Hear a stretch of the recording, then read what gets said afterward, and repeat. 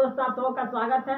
Bihar board matric परीक्षा 2025 के लिए आज हम गणित का बहुत महत्वपूर्ण ऑब्जेक्टिव प्रश्न बताने जा रहे हैं। अगर आप इस वीडियो को अंत तक देखते हैं तो आप बिहार बोर्ड मैट्रिक फाइनल परीक्षा गणित में अधिक अंक ला सकते हैं, क्योंकि यह सभी प्रश्न बिहार बोर्ड मैट्रिक फाइनल परीक्षा गणित में बार बार पूछे गए हैं और पूछे ही जाते हैं।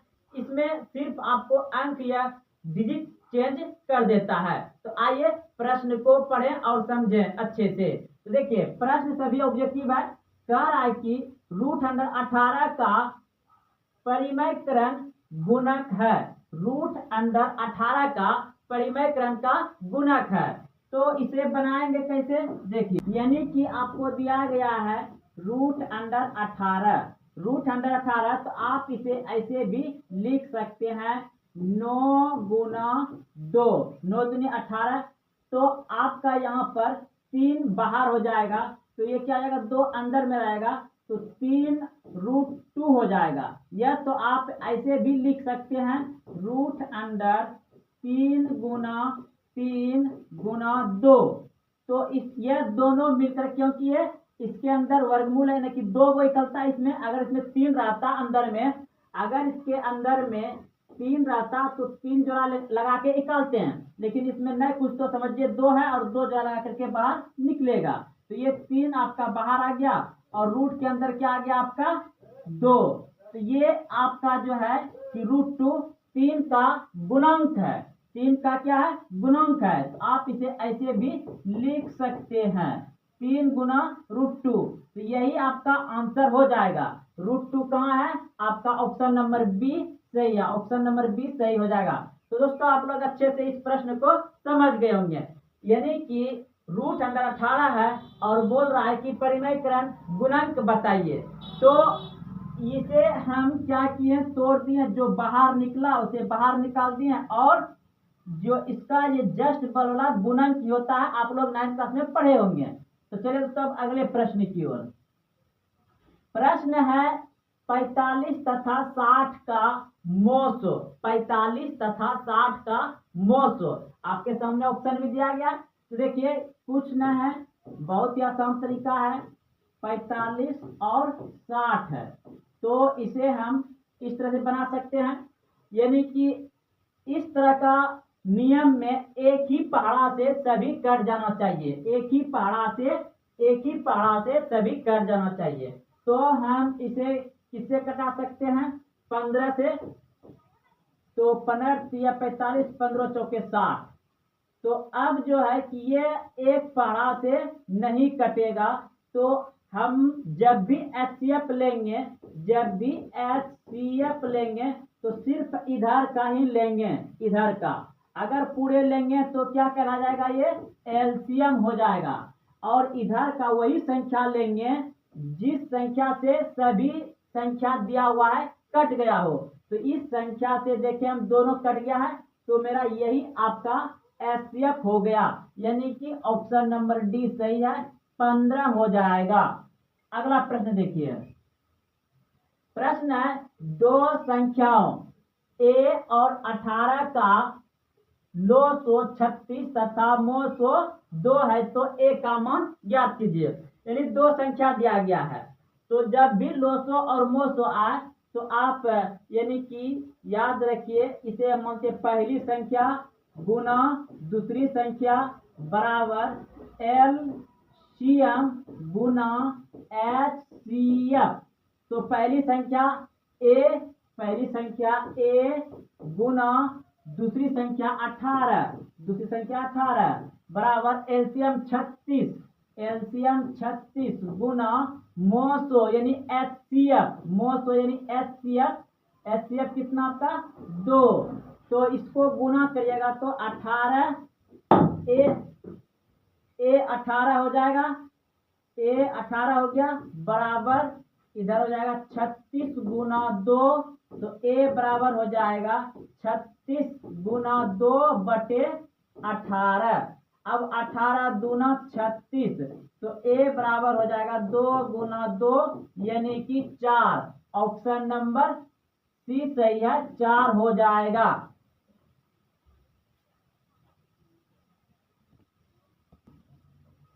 अब अगला प्रश्न देखते हैं। प्रश्न है 5, 15 और 20 के लोसो और मोसो का अनुपात है। तो लोसो और मोसो पूछा गया है। सवाल में दिया गया है 5, 15, 20। तो एक ही पहाड़ा से हमें कटाना है, क्योंकि हमको एचसीएफ भी रखना है। एक ही पहाड़ा से कटाना है ताकि हमको एचसीएफ भी मिल जाए। तो देखिए, इसको हम 5 से कटा देते हैं। तो 5 का 5, 5 तिया 15, 5 चौके 20। अब ये एक पहाड़ा से नहीं कटेगा, तो इधर वाला मेरा जो हो जाएगा एचसीएफ, इधर वाला क्या हो जाएगा एचसीएफ, और इधर से जो पूरा जाएगा ये हो जाएगा एलसीएम। तो एचसीएफ मेरा कितना हो गया, एचसीएफ हो गया 5, और एलसीएम, एलसीएम कितना हो जाएगा 5 तिया 15, 15 चौके 60, 5 तिया 15, 15 चौके 60। तो हमको पूछा गया है लोसो और मोसो का अनुपात, यानी कि एलसीएम अनुपात एचसीएफ, यानी कि लोसो मोसो का अनुपात। तो एलसीएम कितना आपका 60 और अनुपात 5। तो ये सही अनुपात नहीं है, ये सही अनुपात नहीं, तो ये कट जाएगा 12 पंचे 60, यानी कि 12:1, 12:1, 12:1 का आपका ऑप्शन नंबर डी सही है, 12:1 आंसर आएगा। दोस्तों याद रखिएगा, इस तरह के प्रश्न में जो इधर एक ही पहाड़ा से संख्या कट जाएगा वही हो जाएगा आपका एचसीएफ, और सभी संख्या को गुना कर दीजिएगा तो हो जाएगा एलसीएम। और एचसीएफ सिर्फ इधर का ही लेना है जो पूरी संख्या कटा दे एक ही पहाड़ा से। तो चलिए दोस्तों अगले प्रश्न की ओर। अगला प्रश्न है, निम्न में से कौन सी अभाज्य संख्या है, निम्न में से कौन सी अभाज्य संख्या है। अभाज्य संख्या होता है, अभाज्य संख्या होता है किसी और से ना कटकर सिर्फ वह अपने से कटे और एक से कटे, उसे अभाज्य संख्या कहते हैं। अभाज्य संख्या स्वयं अपने से कटे और एक से कटे, वही अभाज्य संख्या होता है, और कोई संख्या से वह नहीं कटेगा। तो आप देख रहे हैं यहाँ पर 29, 29 बिल्कुल सही है। 16 आपका 4 से भी कटेगा, 16 आपका 4 से कटेगा, 3 से कटेगा, 3 से नहीं कटेगा, 2 से कटेगा।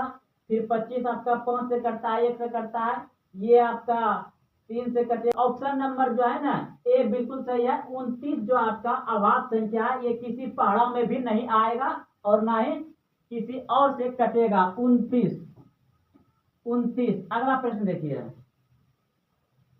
प्रश्न है सबसे छोटी, सबसे छोटी अभाज्य संख्या। तो सबसे छोटी अभाज्य संख्या होता है 2, और क्या लिखा है सबसे छोटी भाज्य संख्या, सबसे छोटी भाज्य संख्या भी होता है 2। दोनों का गुणनफल पूछा है, तो 2 गुना 2 बराबर 4, ऑप्शन नंबर डी सही है। याद रखिएगा, सबसे छोटी भाज्य संख्या होता है 2, और सबसे छोटी अभाज्य संख्या भी होता है 2।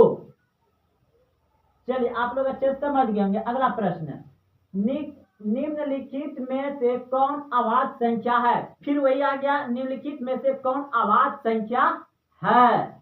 तो देखिए 15 जो है कि अभाज्य संख्या नहीं होगा, क्योंकि ये 3 से कटेगा और 5 से कटेगा और 1 से भी कटेगा, ये नहीं होगा। 12 आपका 4 से कटेगा, 3 से कटेगा, 2 से कटेगा, ये भी नहीं होगा। और 75 आपका जो है कि 15 से कटेगा, 15 से कटेगा, 17 से कटेगा, 5 से कटेगा, ये भी नहीं होगा। लेकिन 23 जो है ये किसी संख्या और दूसरे संख्या से नहीं कटेगा, ये सिर्फ अपने आप से कटेगा। तो ये अभाज्य संख्या हो गया आपका 23 जो है कि अभाज्य संख्या है। अभाज्य संख्या वह संख्या होता है जो स्वयं से कटे, अपने आप से कटे और किसी अन्य संख्या से नहीं कटे, उसे अभाज्य संख्या कहते हैं। तो ऑप्शन नंबर बी सही हो जाएगा 23, और ये कोई पहाड़ा में भी नहीं आता है। तो अब अगला प्रश्न देखिए, अगला प्रश्न देखिए, यही आ गया 2, 10, 20 के लोसो और मोसो का अनुपात। तो चलते संख्या लीजिए 2, 10, 20। तो ऐसा ऐसा जाए तो 2 से सभी संख्या कट जाएगा, ये एक बार में, ये 5 बार में और ये 10 बार में कट जाएगा। फिर ले लीजिए इसको, क्या बार में कट जाएगा ये 5 बार में, यानी 1 और 5 दूनी 10, ये हो गया। लेकिन हमें एचसीएफ जो लेना है वह संख्या लेना है जो कि सभी संख्या को काटा हुआ है, तो इसका सिर्फ 2 होगा। 5 से इसको नहीं काट रहा था, इसलिए इस 2 संख्या को ले रहा था। अगर इसको भी काटता पहले वाला का तो वो भी एचसीएफ ही होता। लेकिन आपका एचसीएफ जो है इधर का हो जाएगा कितना, सिर्फ एचसीएफ जो है आपका 2 होगा, एचसीएफ 2 हो जाएगा। और एलसीएम यहाँ से गुणा कर देते हैं, तो 5 दूनी 10, 10 दूनी 20, यानी कि आपका एलसीएम हो गया 20। तो अब क्या करेंगे, तो एलसीएम अनुपात एचसीएफ, एलसीएम कितना है आपका 20:2, 20:2, एचसीएफ 2, एचसीएफ आपका यहाँ 2 है और एलसीएम 20 है। तो ये कट जाएगा, यानी कि 10:1 हो जाएगा, 10 कट जाएगा ये, तो 10:1, 10:1, ऑप्शन नंबर बी सही है, 10:1 हो जाएगा, ऑप्शन नंबर बी सही है।